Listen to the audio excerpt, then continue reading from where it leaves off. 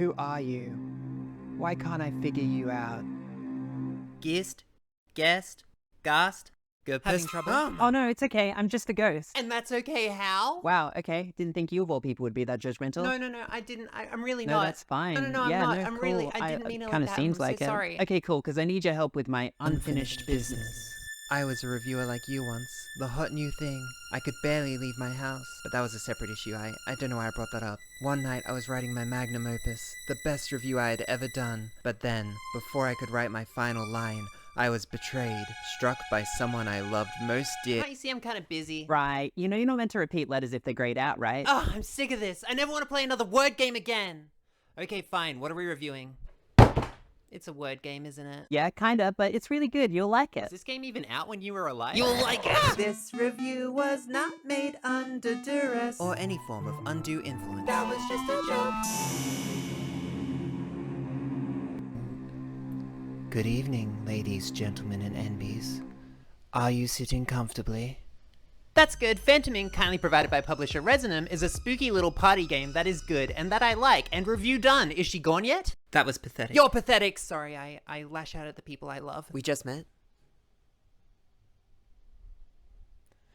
I know. In Phantom Ink, players are split into two teams, the Sun Team and the Moon Team, with each team having one spirit, with the rest of the players acting as mediums in contact with that spirit. Is she okay? Yeah? Why? She's not blinking.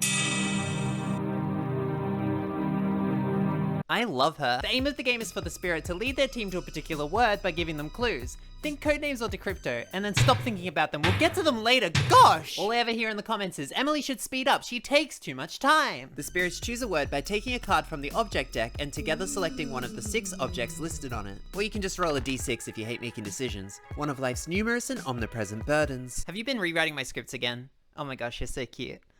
Want to make out? Once a word has been chosen, the mediums of each team will take turns choosing 2 question cards, handing them to the spirit who chooses one to answer. So say the chosen object is mermaid and the question asked is what is the first word that pops into your head about it? The spirit may give the word imaginary, so the mediums can probably assume it's something made up, like a unicorn or a dragon or a microphone that clips to your clothing, with each gained clue eventually leading them to the mystery object. And I know what you're thinking, this just sounds like 20 questions, which I can play for free right now with less people and it doesn't take up any space in my home. And that's a good point. That's a good point. They've taken 20 questions into their lab and done all forms of experiments on it. It will live again! Yes! Yes! More power! More power! They've added some rules and stuff. Let's have a look. The direction of these rules and stuff skew towards the designers understanding that imperfect information. Now that's just fun. Like, I just woke up this morning and this bowl of pear was just sitting there all chopped up. I live alone. I have no clue where it came from. It's fun not knowing everything. What? This comes through in Phantom Ink in 2 ways. The first being that answers don't have to be given in full. The medium answers the question by slowly writing it down on the pad. At any point during the answer being given, the team who asks the question may say Silencio, at which point the spirit must stop writing. Obviously, Silencio sounds a little silly, so you can just say something like stop if you want to. My friends and I said Silencio, but that's just because we're not a bunch of cowardly little slimes who get embarrassed by a bit of whimsy in their life. Who said that? So you could ask a question like, if it were a food, what food would it be? And the spirit writes a P, E, and A, and you call Silencio. So now you're left with a few options. The object might be something that would be a pea, or would be a peach, or would be... I think it's pear. Yeah, maybe. Why go and make the game harder by cutting an answer short? Are you a sadist? Well, maybe, but in this case, there's another reason. And that's because the other team doesn't know the question being asked. Now we got ourselves a tasty little treat. Yum, yum. Suddenly it becomes a whole lot harder to guess what the answer could be when all you're given is a C and an A and no context to put it in. I think it's pear. Maybe not this time. I think it's pear. I think it's pear. What do you mean? What are you talking about? I think it's pear. I think it's pear. What are you saying? I don't know what you're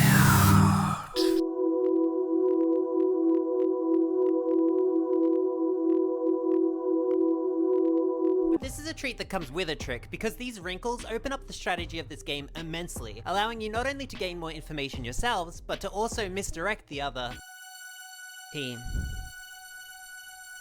The fun in this box lies in a bit of push your luck, knowing the point where you've gained enough information to feel confident that you've gotten the answer your spirit is giving you, while not giving away too much information to the other side. As in the other team, not the spirit realm, they already know everything.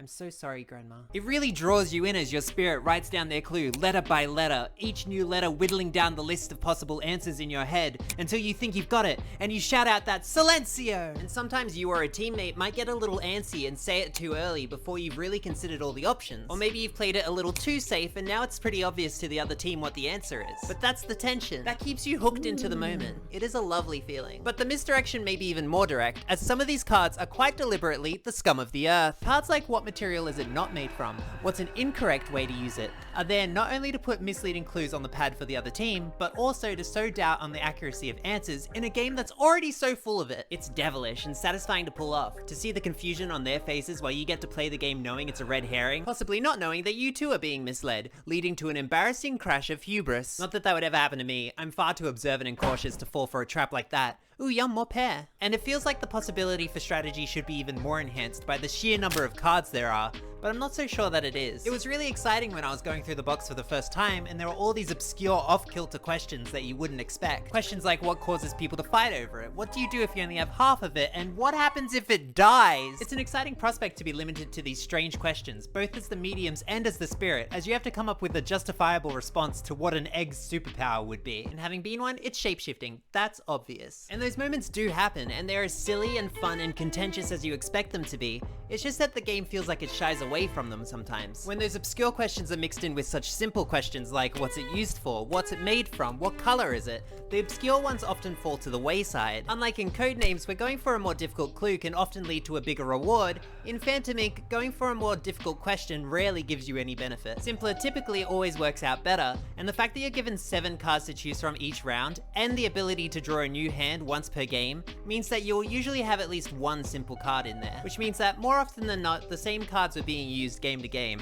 and that's a little sad. I want to see what answers someone comes up with to what sound a squid makes when it's being used. Actually, that sounded a bit, can we cut that? And simpler questions means simpler, more straightforward answers, which unfortunately means that the spirits have very little to do. Everything's on the side of the mediums. They get to choose the questions, they get to play the push your luck of when to say Silencio, they get to do the deduction. The spirits more or less just write the most obvious word and then their job's done. In Codenames and Decrypto, the fun is more spread out among players, as the clue giver gets to come up with connections and also avoid the pitfalls that may come from them, deciding when to risk a more obscure clue and when to play it safe. And ultimately, they're better party games for me as a result. But I still really enjoy this game, and I'm still drawn to bring it out to the table, sometimes over those games. But why? Why? Why?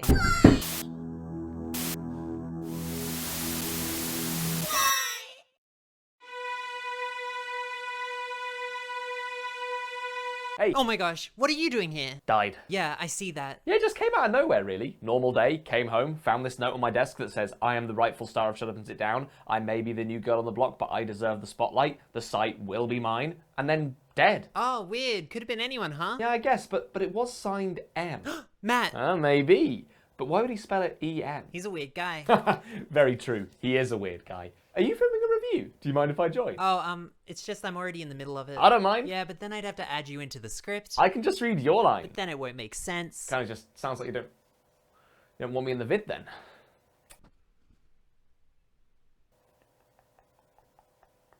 So, why would you choose to get Phantom Inc. over other similar games like Decrypto or Codenames? Well, personally, the theme is a major part of why I enjoy this game.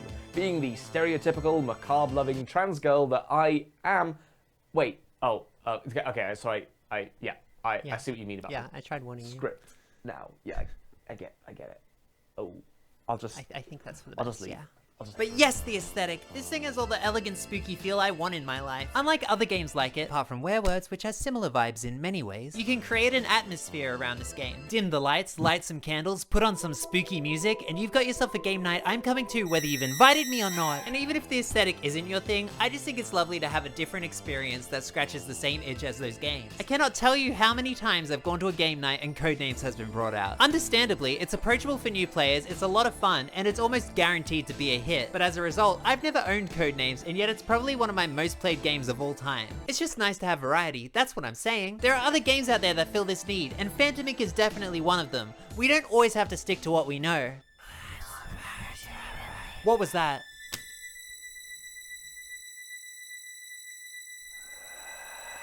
Silencio. Silencio. Hi, Emily. Have you got a second? What? You're alive? Why do you sound so disappointed? I don't understand. I love her.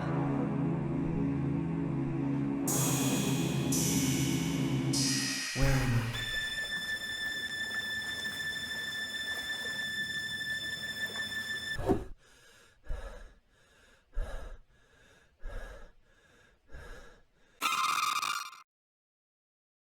So you like the game, right? Yeah, it's good. It's fun. Yeah. It's a good game. Yeah. Cool. Yeah. Cool. They did the mash. They did the monster mash. The monster mash.